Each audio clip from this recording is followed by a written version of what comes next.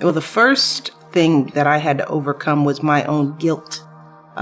Because when you spend so much time and money, in my case, taking out student loans, I came out of law school with a lot of debt.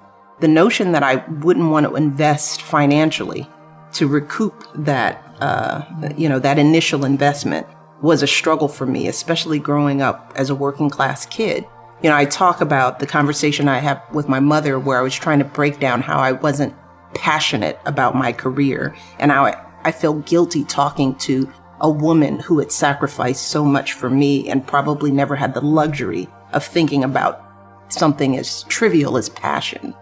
So explaining that to a working class family, how you're going to walk away from a solid career and a solid income to, pursue what's deep in your heart.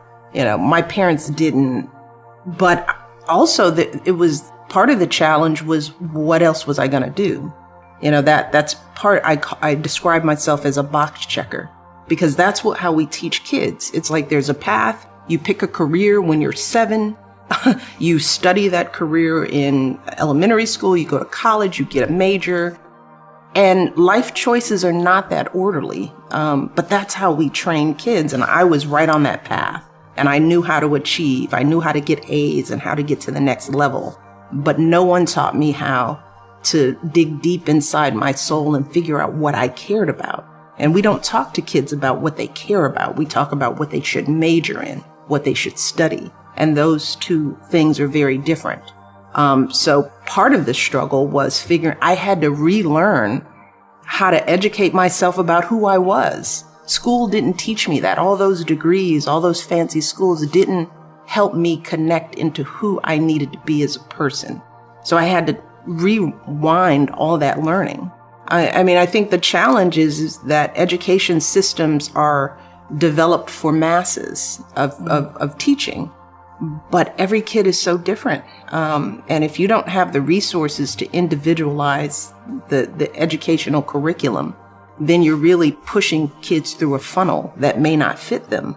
And that's something that I worry about and see now in my girls.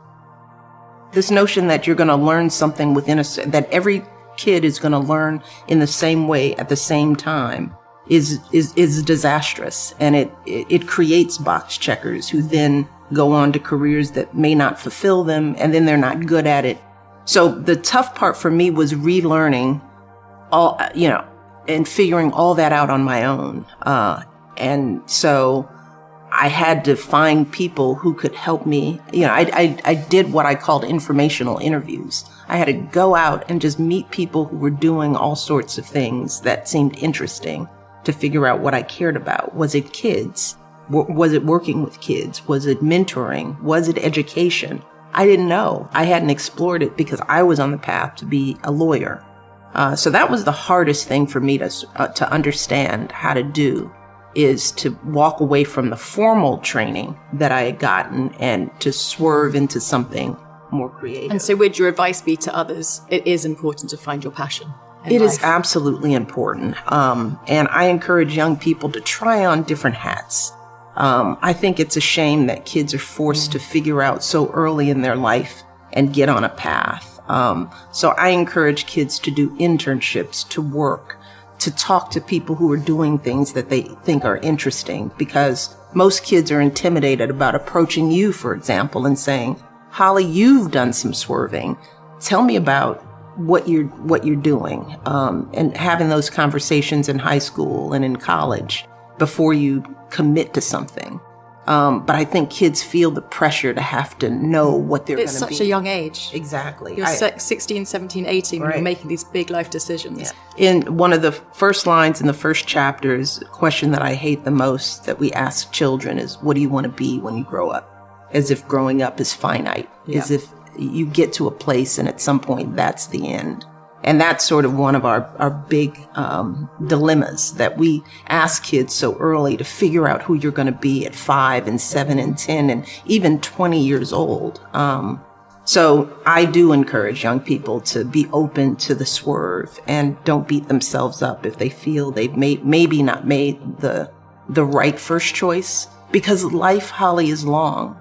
And as you know, we can have many lives within a life. We are always evolving. That is why I called the book Becoming.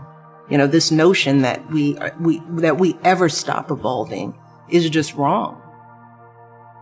So I think, my parents taught me more information is better. Giving young people the truth helps them in the long run. So I felt like I had to share my truth, and it wasn't a difficult thing for me to share. Anybody who meets me, I would have the same conversation. So I couldn't see not sharing with the world what I would share with anyone who I was trying to help. What would you say to young women and to young men about the importance of seeking out strong mentors, and what did they mean to you? Oh my goodness. You don't do anything alone.